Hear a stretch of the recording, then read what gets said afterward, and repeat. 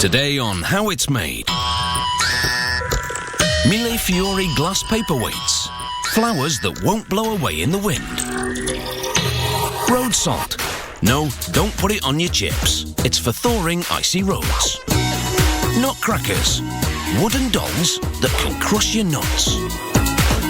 And car doors. The manufacturing process is opened up for inspection. But first, Millefiori is Italian for 1,000 flowers. It's also an elaborate glass-making technique developed in 15th century Italy, in which patterned coloured glass rods are cut, grouped to form floral shapes, arranged into intricate patterns, then encased in clear crystal. If you can't afford for your work to blow away, then these paperweights are worth their weight in gold. 2 Canadian artists craft these Millefiori masterpieces, using the same methods the renowned glassmakers of Murano, Italy did centuries ago.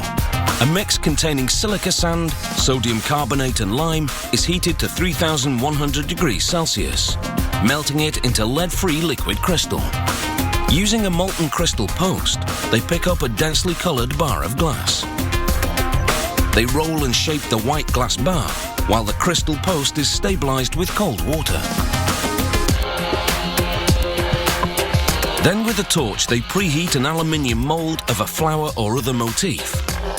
Preheating the mould helps the glass flow into it more easily and assume the shape in greater detail. Once they've moulded the coloured glass, they return it to the furnace to encase it in molten crystal. Then they repeatedly heat and shape the crystal with tools and a steaming pile of wet newspaper until the crystal encases the flower-shaped colour evenly. After reheating, they put some molten crystal on the end of another rod and grab the free end of the crystal-encased colour. They wait until the glass cools to a specific consistency. Then they begin to pull. They slowly stretch the glass into a thin and even rod, careful not to twist it, as that would distort the flower shape of the coloured glass inside. This produces what's called a Marini cane, a clear crystal rod with a coloured flowered shape centre. Once the Marini solidifies, they cut it into manageable lengths. Then they take Marini of different colours and designs, cut them into short rods and bundle them into a pattern called a complex Marini. They preheat the complex Marini in a kiln to prevent shock-induced cracking. And after removing the bundling wires, heat and work the group of glass rods into one. They now stretch this complex Marini into what's known as a complex Marini cane.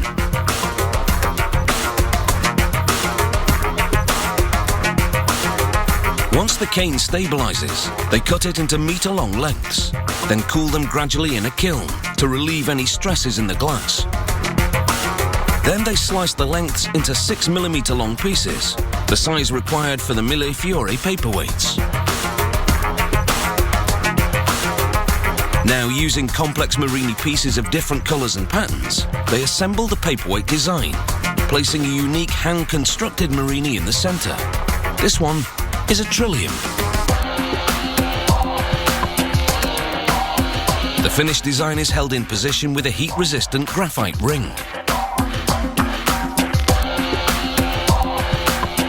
After a final adjustment, the artist preheats a white laced patterned glass base they prepared earlier. This base will serve as a blank canvas for the colourful paperweight pattern.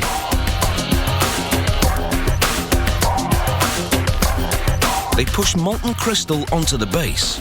The ring preserves the shape.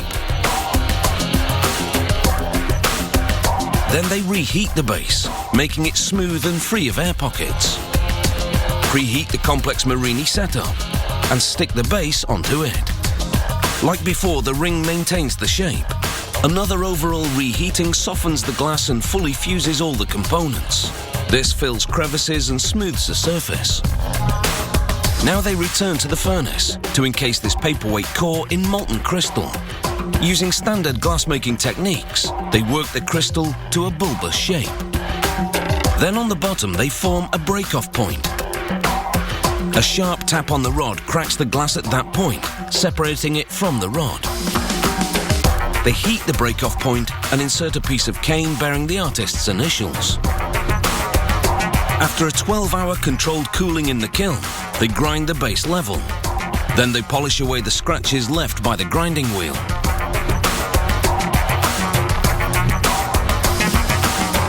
After a thorough inspection, they're finally ready to be shipped, which may take some time, but all good things come to those who wait.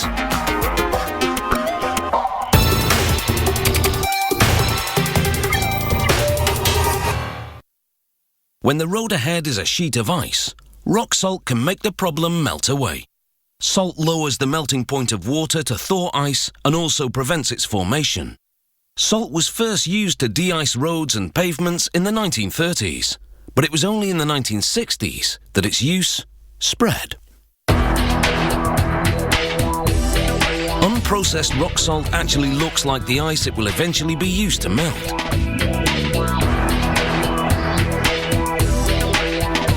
This salt comes from huge crystalline caverns 300 meters below the Earth's surface along the Canadian-US border. These massive deposits were formed hundreds of millions of years ago when saltwater lakes dried up.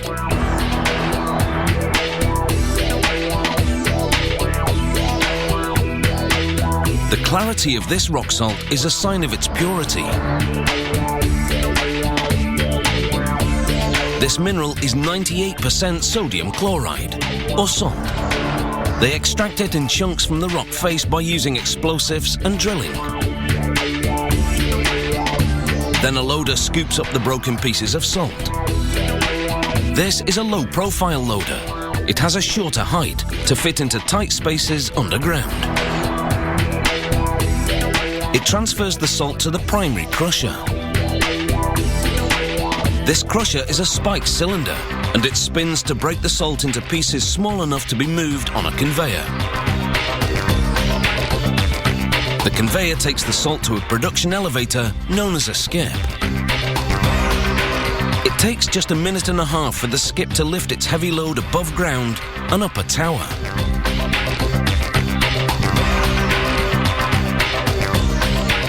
When it stops, the bottom opens to empty the salty cargo. The salt funnels into two chutes and lands on vibrating screens. These screens are essentially big automated salt shakers. As they pulsate, they shake out the smaller bits, while the large chunks move on to be crushed again. Then it's on to more shaking sifters.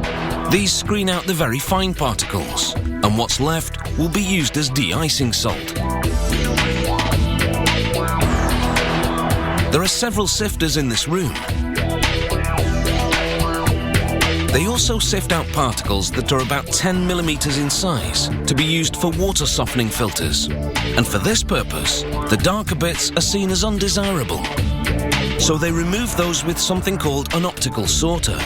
The optical sorter bounces light off the salt particles, and a computer reads the reflection to determine if they're light or dark. Jets of compressed air then target the dark bits and blast them downward, while the white particles continue forward. A closer look confirms that the optical sorter has done its job effectively. The salt meant for water softening is pure white, while a few darker speckles are acceptable for road salt. Outside in the holding area, the salt accumulates in piles that look like huge snowdrifts. If the winter is harsh, road crews will use it as fast as it piles up. When it comes to bulk purchasing, orders don't come much bigger than this. Highway maintenance departments purchase de-icing salt by the lorry load and create their own stockpiles in case of wintry weather. But individual consumers, of course, buy de-icing salt by the bag.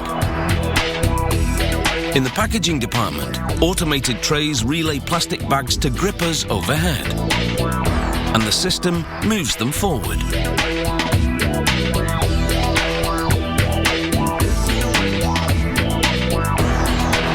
Suctioning robot arms pry each bag open.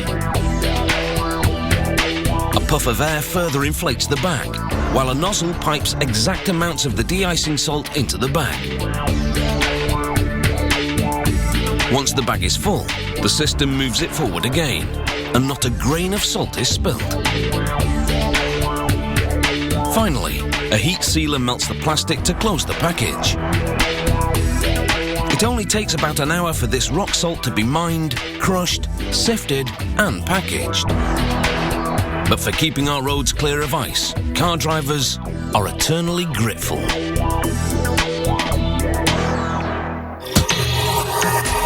Coming up, nutcrackers. In a nutshell, they crack nuts. And car doors. Is our investigation an open and shut case? See you after the break.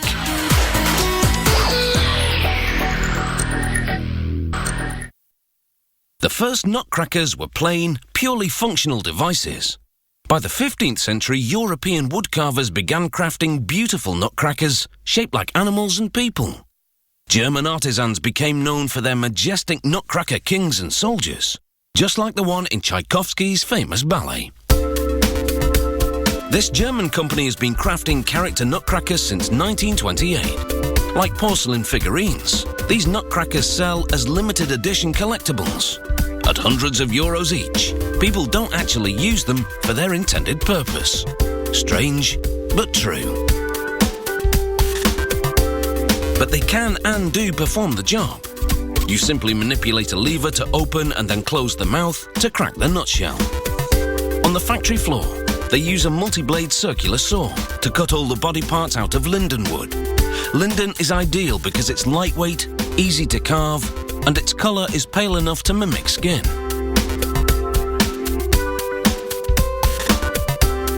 These blocks are on their way to becoming nutcracker torsos. First, they go through a planer. It trims the four sides of each block, forming an octagonal shape.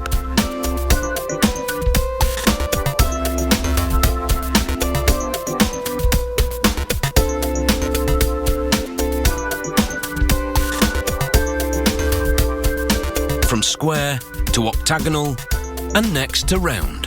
But first, workers use a circular saw to cut the blocks into torso-length pieces. A conveyor feeds the pieces one by one into an automatic multi-station lathe. The first station rounds out the octagon, then forms the basic torso shape. The second station finalizes the shape. Then the next four stations sand the wood smooth, so that the wood stain they'll apply later on will penetrate well and evenly. Then the torsos go three at a time into a vertical router. It cuts a notch in each one for the lever that opens and closes the nutcracker's mouth.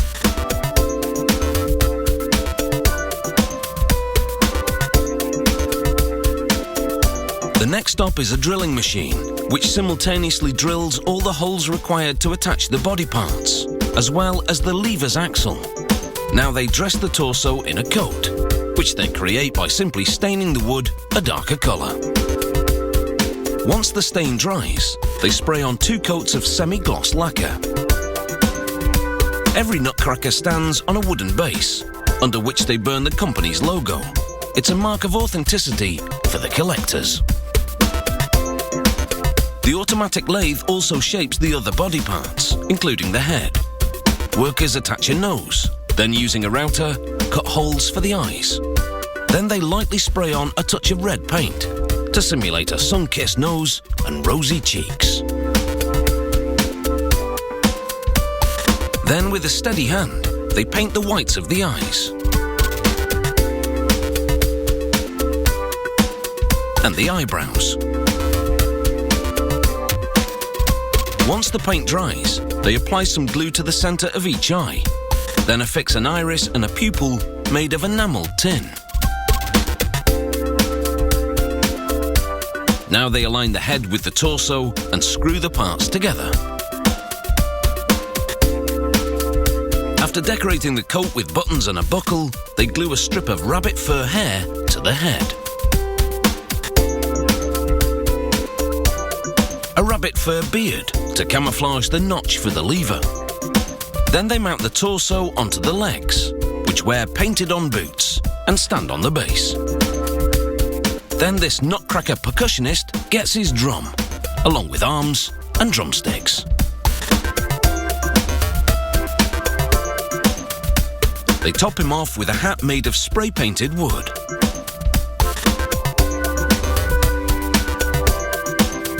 Most of the Nutcracker's parts join together with wooden dowels.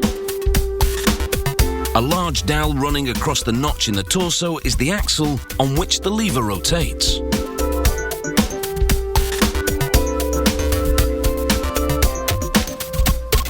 There's an extensive cast of Nutcracker characters to collect. Their acting may be a bit wooden, but their delivery has real bite. And if you are a collector of these, I suggest you must be nuts.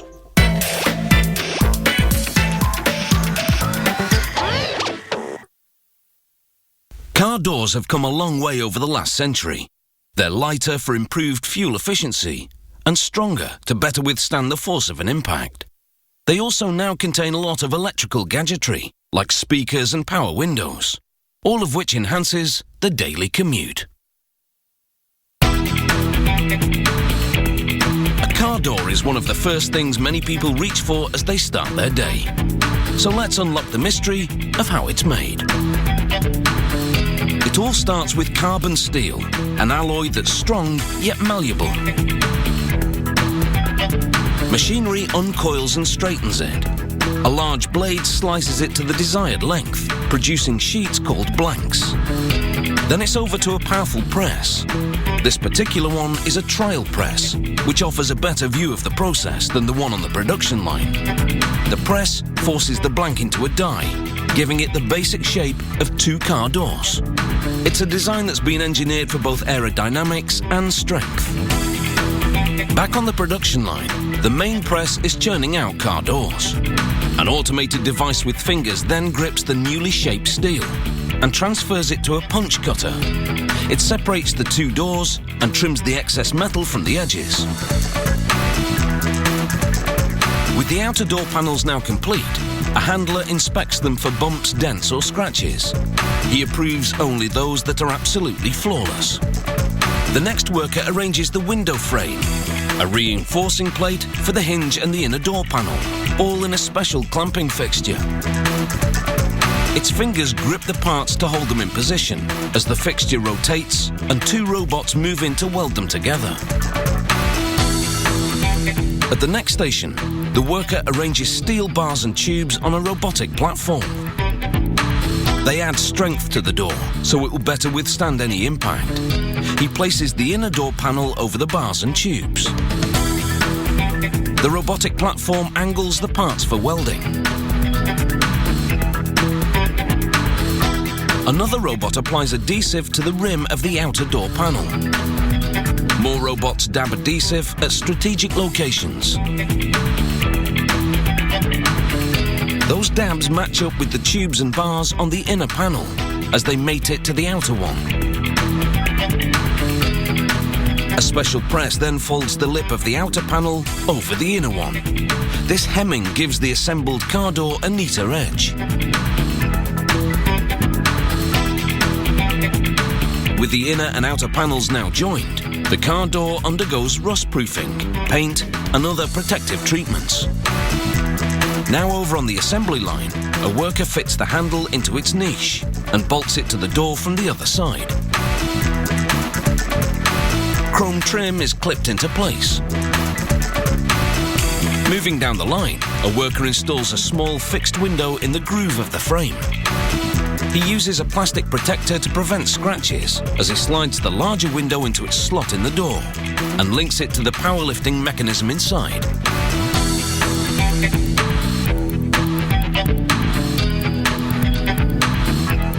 He separates the two windows with a metal divider. At the next station, this car door gets an automated wing mirror.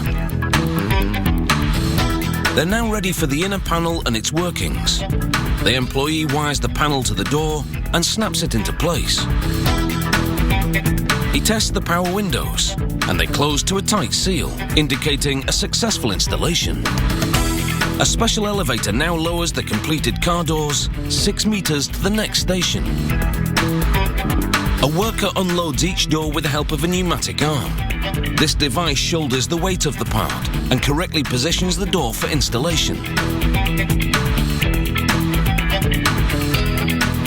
He drives bolts into hinges to attach the door to the car. On the other side, the heavy-duty reinforcement plate surrounds the hinges and supports them. The whole weight of the door will hang on this plate as it swings open and shut.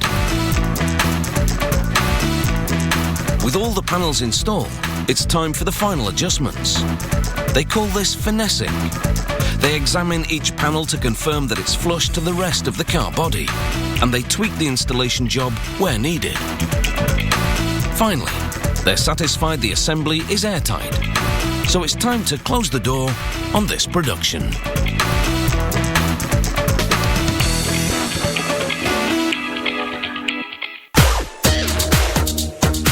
One of the greatest unanswered questions tonight on Discovery: how does a ship considered to be unsinkable drown on her maiden voyage? Bill Paxton finds out at 7 in brand new Curiosity: What Sank Titanic?